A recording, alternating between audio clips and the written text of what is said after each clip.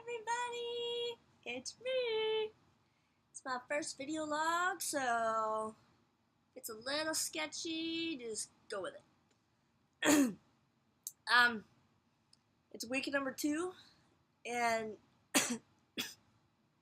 so much has gone on. I mean, if I were to tell you every detail that everything that we have learned and that everything that God has shown me and all the revelations and stuff that I've gotten, I would be talking to you on this video for probably 4 hours. So I don't really have 4 hours, so I'm going to give you a little details every now and then and things that have kind of really jumped at me the last 2 weeks. One kind of crazy fact about this DTS that was kind of cool is if we were to put all the hours together of the time that we're spending here in the DTS, if we were to put it into regular church hours on a Sunday and a Wednesday, it would add up to over 20 years of going to church. 20 years! Yeah, that was kind of random and crazy, and I just thought that you should know. So, yeah. During the first week, one of the things we talked about was creation. And we just took the first 5 words in Genesis, the first chapter, which are, in the beginning, God created. And it wasn't so much creation itself that we talked about. The question that we were told to answer was, what did God do before creation? And, some of us really struggled with it because, what did God do before creation? And it really caused our minds to think and really just get our imaginations rolling. And it was cool, some of the answers that we all came up with, and there were so many, and so many were so good. I don't really have the time. Sorry, have a little cough that's trying to hang around, so bear with me. So I don't really have the time to tell you it all. If you want some of the answers, you can feel free to ask. But maybe in another video log, maybe I'll just talk about that. But another thing that popped out at me was, kind of while we were on this subject, we started looking at pictures in space and just all the different stars and planets and galaxies that there are out there. And we are so small compared to everything, and we were going through numbers, and it was huge, and I had it all written down, but it's hard to grasp everything. We are so small in this huge space, and yet God still focuses all of his attention on us, and he still sees us, and he still loves us unconditionally. And it's just, all day, all of us, we were talking about it, and still to this day, we're all just blown away by that reality, that we are so small, and yet his attention is still on us. And so it's cool learning about all these different things and just constantly being amazed at God and what he does and is doing.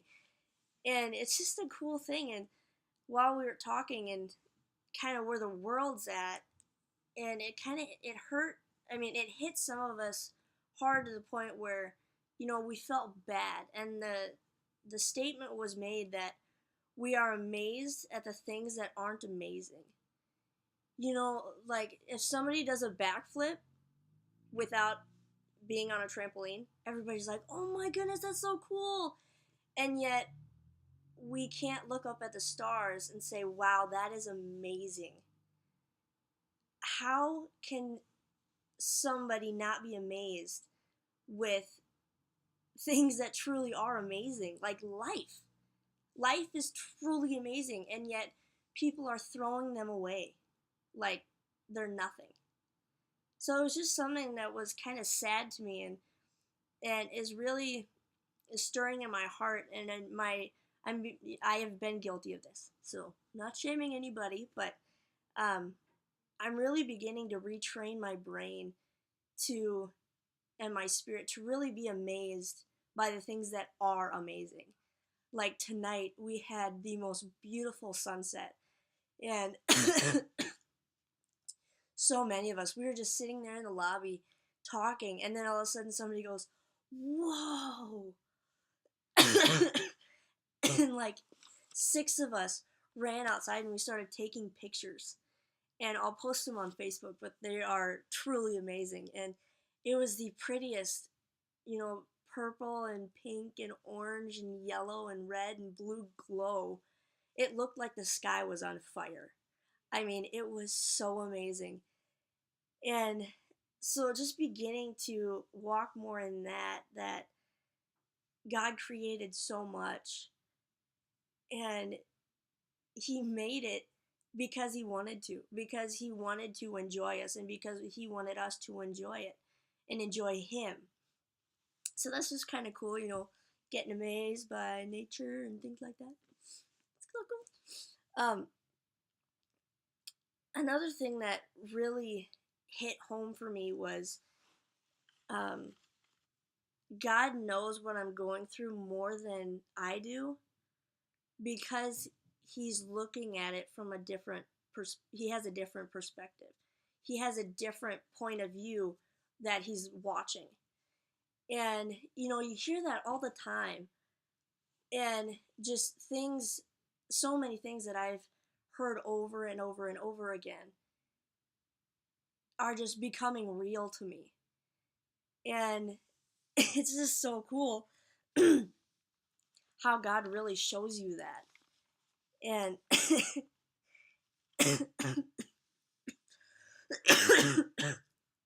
sorry. So yeah, it's just cool, it's my way of thinking is just continually being changed. And it's so cool because we're only in week 2. And I can't even begin to imagine what 6 months is going to be like if I'm already this amazed at week number 2. So it's cool. And other things that have just kind of jumped out at me, and again, there's so much that I could share, but I don't have a whole lot of time, and I promise I will try to do more video logs, so be watching for them. Today I had a really cool revelation and truth that really hit me home. And I mean, it hit home, and it really hit me hard. And I just like to share that, and then I'll say some thank yous, and then we'll be good. So the speaker that we have this week, sorry, his name is Chris Truby, and he's speaking on the Father Heart of God. And I was kind of excited when he started speaking yesterday on the topic, and then part of me was still struggling with it because I didn't have a father figure growing up. And so today when he was talking, he said that your parents do affect your relationship with God, whether you realize it or not. And then I thought to myself, my parents didn't affect my relationship with God. It's all good. I'm free. I'm not hiding anything from God. My relationship is perfect. So I thought, and that's when the revelation hit me, and my relationship with God is not perfect. And the thing that hit me was I started thinking, is there really something that I need to work on? Is there something that that my parents really did affect with my relationship with God? And then it hit me that I don't I have a hard time really letting go of things. I try to hold it all and take care of it myself instead of fully giving it over to God and fully releasing it. And then I started to wonder why. And this all happened while I was in class. And then it hit me. It's because if I let it all go and truly laid it all down, I would be vulnerable. And I wouldn't have anything to fall back on if I did. And for me, that was kind of a scary thought.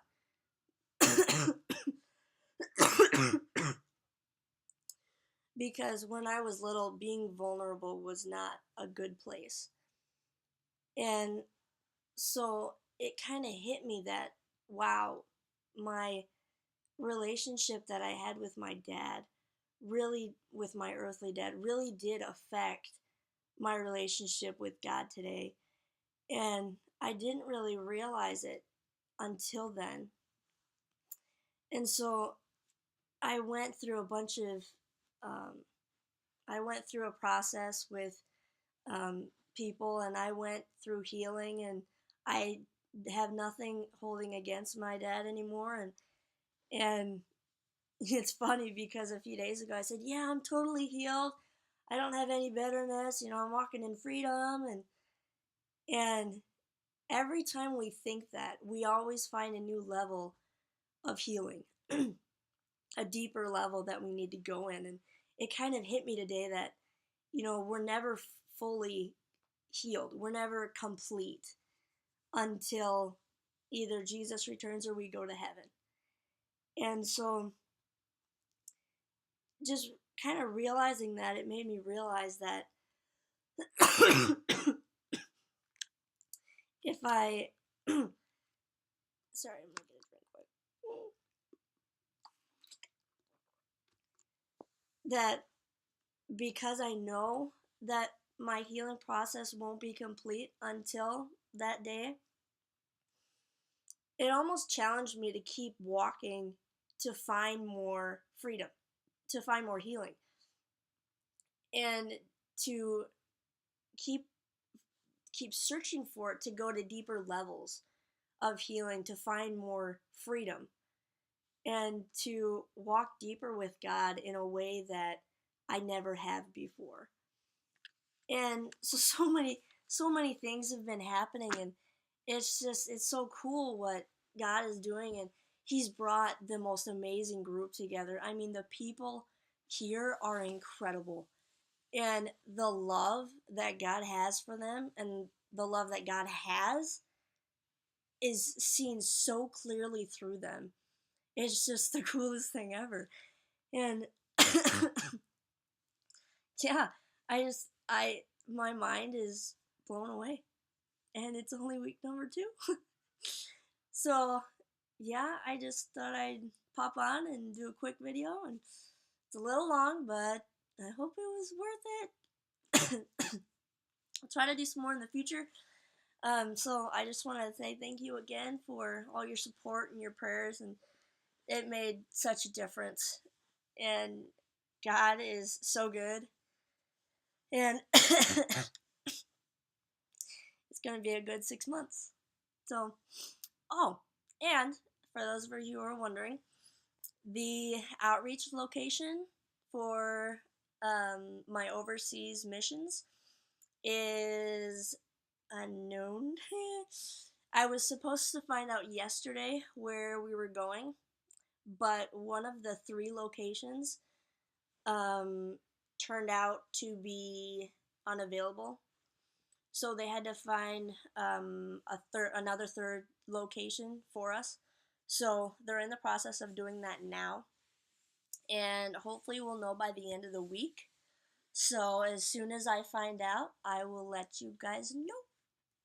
But until then, thanks for watching, and hope this kind of helped a little bit and helped, maybe it helped stay in touch a little bit. And so,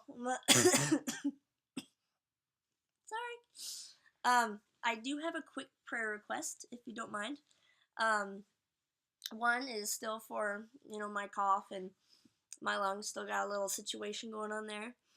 And then tomorrow night is our first night of evangelism in Kansas City. So if you guys could just say a quick prayer for us tomorrow night, that we would all be safe and that we would bring some cool people to know Jesus Christ and that our love would just show. So yeah, you guys could do that. So thanks. Love you guys.